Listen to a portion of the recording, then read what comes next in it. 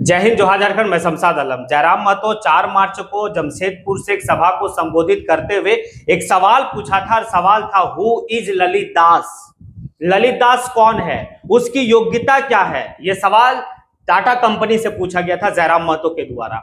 आखिर 4 मार्च की घटना, 4 मार्च को जयराम महतो ने कहा था और मैं आज बात कर रहा हूं, लेकिन वो बात जो है 4 मार्च को जो जयराम महतो के द्वारा कहा गया था वो बात वाकई में सच साबित होता है कि उसके पास कोई योग्यता नहीं है। बस एक योग्यता है कि वो झारखंड के पूर्व मुख्यमंत्री रघुवर दास का बेटा है और अभी वर्तमान में जो है कि उड़ीसा का राज्यपाल का बेटा है ललित दास, यानी कि रघुवर दास का बेटा ललित दास। जब पुत्र लायक हो तो रघुवर दास बनता है और जब पुत्र नालायक हो तो ललित दास बनता है। लेकिन पहले आप जो है कि सुन लीजिए कि जयराम महतो 4 मार्च को क्या कहा था ललित दास के बारे में। उसके बाद आज घटना के बारे में बताएंगे कि उसके काले करतूत के बारे में बताएंगे। पहले आप जो है कि वो बात को सुन लीजिए।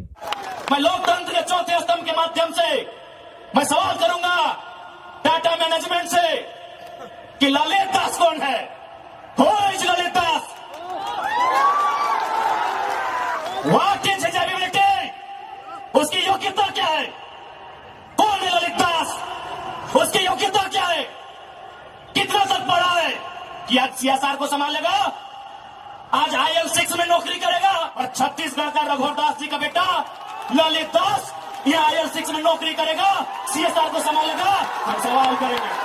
अब आपने देखा कि जयराम महतो क्यों सवाल पूछा था। तो दरअसल अब बात को हम लोग चलते हैं और समझते हैं कि एक घटना जो है कि एक नालायक पुत्र का, यानी कि नालायक पुत्र इसलिए कह रहे हैं क्योंकि उसके पास कोई लायक है ही नहीं, बस उसका एक ये है कि वो रघुवर दास का बेटा है और रघुवर दास का बेटा है। लेकिन अभी घटना को क्या अंजाम दिया है, एक व्यक्ति को इतना पीटता है, मारता है, उसके बाद जो है कि उस व्यक्ति को जबरदस्ती जो है जूता चाटने पे मजबूर करता है। चलिए चलते और सारी घटना को विस्तार रूप से समझते हैं कि आखिर मामला क्या था। मामला सिर्फ इतना छोटा था कि भाई कि उसका जो एक अधिकारी था ASO पद पे जो है कि वो कार्य कर रहा था, वो जब रघुवर दास का बेटा को रिसीव करने के लिए जाता है तो वो लग्जरी कार लेके नहीं जाता। बस यही उसकी गलती था कि भाई कि लग्जरी कार से जो है कि रिसीव करने के लिए रघुवर दास का बेटा को नहीं गया। अब उसी को लेकर उसे गुस्सा इतना आता है कि उसको दम भर मारता पीटता है और मजबूर करता है कि तुम मेरा जूता चाटो। उस दरमियान में जो है कि यह भी कहा जाता है कि उस समय उड़ीसा में जो है कि महामहिम द्रौपदी मुर्मू भी आई हुई थी। इसके वजह से सारी जो है कि गाड़ी कहीं ना कहीं जो है मतलब इंगेज था। इस हिसाब से जो है कि उनको लग्जरी गाड़ी नहीं दिया गया। अब समझ लीजिए कि इतनी शान शौकत, कोई योग्यता तो है नहीं उसके पास, क्योंकि सवाल तो जयराम महतो सही किया था कि हु इज ललित दास। अब एक बात समझिएगा, जिस व्यक्ति को वो दम भर जो है कि मारा पीटा जूता चाटने पे मजबूर किया, वो व्यक्ति का थोड़ा सा हिस्ट्री को समझते हैं। जिसको बीजेपी इस बात को हमेशा कहता है कि हमारी जो है कि मैं राष्ट्र के लिए बात करता हूं, सेना की सम्मान के लिए बात करता हूं, वही बीजेपी का जो है कि पूर्व मुख्यमंत्री का बेटा ललित दास, यानी कि रघुवर दास का बेटा ललित दास जो है कि एक सेना को इतना मारता है पीटता है कि भाई कि उसका जबड़ा जो है कि तोड़ दिया, उसके बाद जूता चाटने पे मजबूर करता है। क्योंकि ललित दास को यह पता नहीं था कि जिस व्यक्ति को हम मार रहे हैं और वो व्यक्ति का नाम जो है कि बैकुंठ प्रधान और वो ASO के पद पे जो है कि कार्य कर रहा था। उनकी पत्नी कहती है कि बैकुंठ प्रधान नौसेना में, यानी कि नेवी में जो है कि वो 20 साल कार्य करके वहां से रिटायरमेंट किए, तब जाके उनका चयन होता है। ASO पद पे, असिस्टेंट सेक्शन ऑफिसर के पद पे उनका चयनित होता है। 47 साल का उम्र है, उस व्यक्ति को इतना पीटा गया।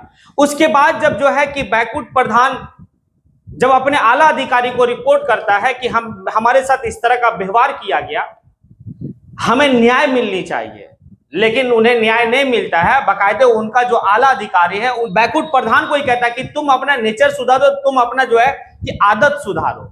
भाई जो मार खाया है उसी को उल्टा डांट लग रहा है।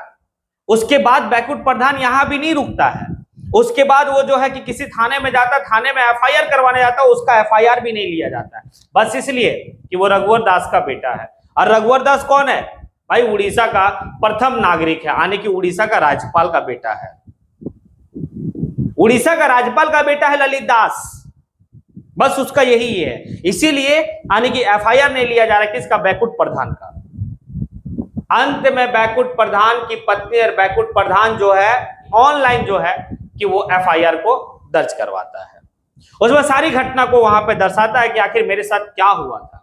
आज जो है कि एक सेना की पत्नी एक सवाल उठाती है कि क्या हमें आइन जो है यानी कि कानून हमें न्याय दिला पाएगी, और अगर ये आइन हमें न्याय नहीं दिला पाएगी तो मुझे जिंदगी भर इस बात का मलाल रहेगा कि मैं एक ऐसे देश में हूं जिस देश में जो है कि सेनाओं की भी इज्जत नहीं होती है।